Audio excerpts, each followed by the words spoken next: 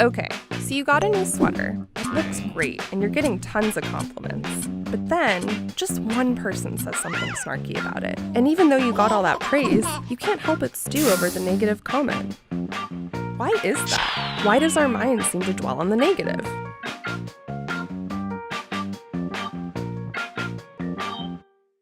A lot of my research focuses on how people tend to get stuck in particular ways of thinking and what enables them to get unstuck.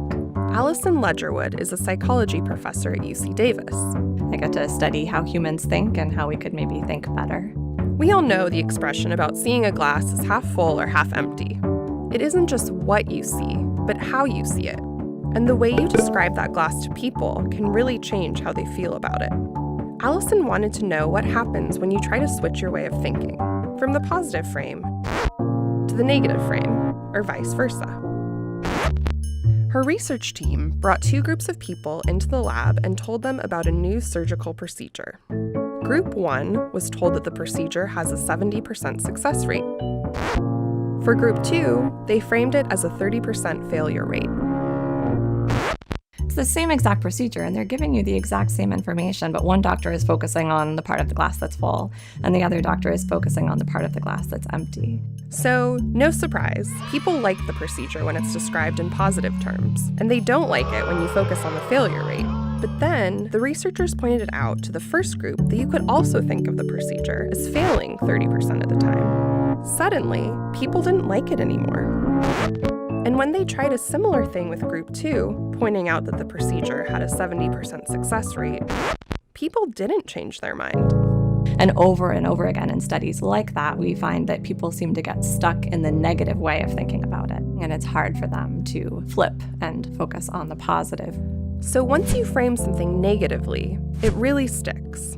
It makes sense from an evolutionary or functional perspective that our minds are built to look for negative information in the environment and to hold on to it once we find it. Imagine your prehistoric ancestors. You don't want to forget that there might be a predator lurking around.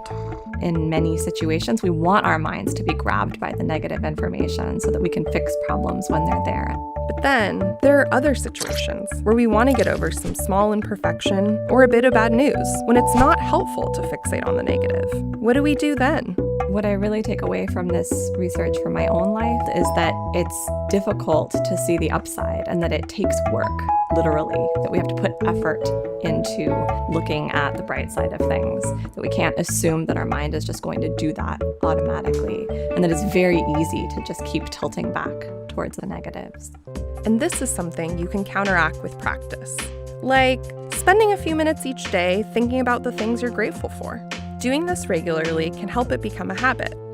And it turns out that this negative bias can change over time. Remember when you were younger and any bad experience felt like the end of the world? So this kind of pervasive negativity bias starts to diminish. And so in our research, we find that the stickiness of a negative frame seems to disappear entirely by the time people are in their 70s. And they seem to flow back and forth between negatives and positives much more easily. So maybe that's something we can all be grateful for, that there are actually some good things about getting older. How do you get out of negative ways of thinking? Let us know in the comments below.